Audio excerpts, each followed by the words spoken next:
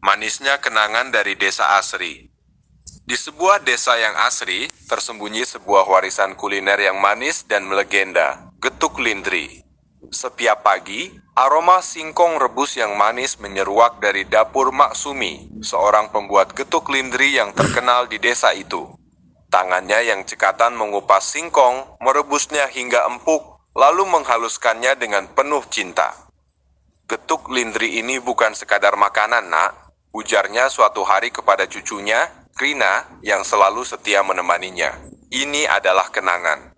Kenangan tentang desa kita, tentang kebersamaan, dan tentang manisnya hidup. Rina kecil selalu terpesona melihat proses pembuatan getuk lindri.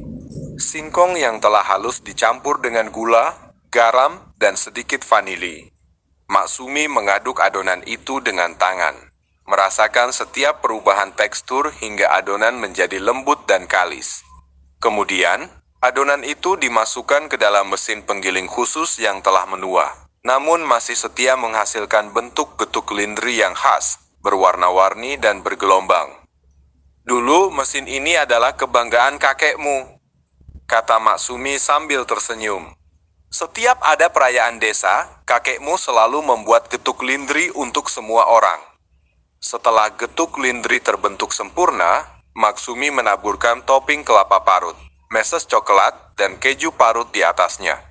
Warna-warni topping itu semakin menambah daya tarik getuk lindri.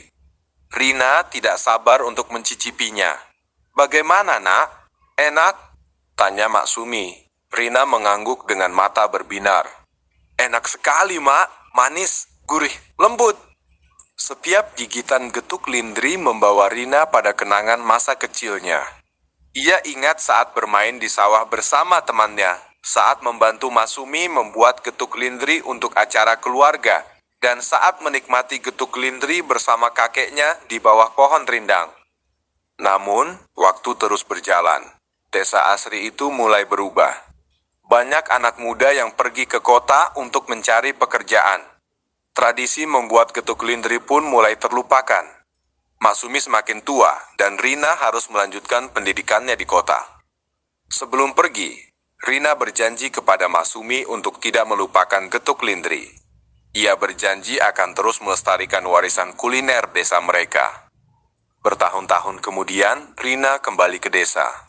Ia melihat desa itu semakin sepi. Rumah-rumah banyak yang kosong, dan sawah-sawah mulai terbengkalai. Maksumi sudah tidak sekuat dulu, namun semangatnya untuk membuat getuk lindri tidak pernah padam. Rina memutuskan untuk membantu Maksumi. Ia belajar membuat getuk lindri dengan tekun, mengikuti setiap langkah yang diajarkan oleh Maksumi. Ia juga berinovasi dengan menambahkan varian rasa baru, seperti getuk lindri rasa coklat, stroberi, dan pandan. Rina memasarkan getuk lindri buatannya melalui media sosial. Ia menceritakan kisah tentang getuk lindri, tentang desa asri, dan tentang kenangan masa kecilnya. Tak disangka, banyak orang yang tertarik dengan getuk lindri buatannya. Mereka memesan getuk lindri dari berbagai kota, bahkan dari luar negeri. Getuk lindri buatan Rina menjadi terkenal. Ia berhasil menghidupkan kembali tradisi membuat getuk lindri di desanya. Ia juga berhasil membangkitkan perekonomian desa dengan membuka lapangan kerja bagi warga setempat. Saya ingin getuk lindri ini tidak hanya menjadi makanan, tetapi juga menjadi simbol kebangkitan desa kami, kata Rina.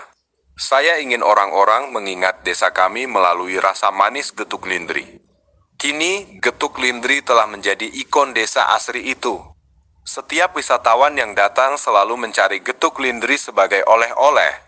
Getuk lindri bukan hanya sekadar makanan, tetapi juga menjadi simbol kenangan manis dari desa asri. Semoga cerita ini membawa kebahagiaan dan inspirasi bagi Anda. Jika ada hal lain yang bisa saya bantu, jangan ragu untuk bertanya ya.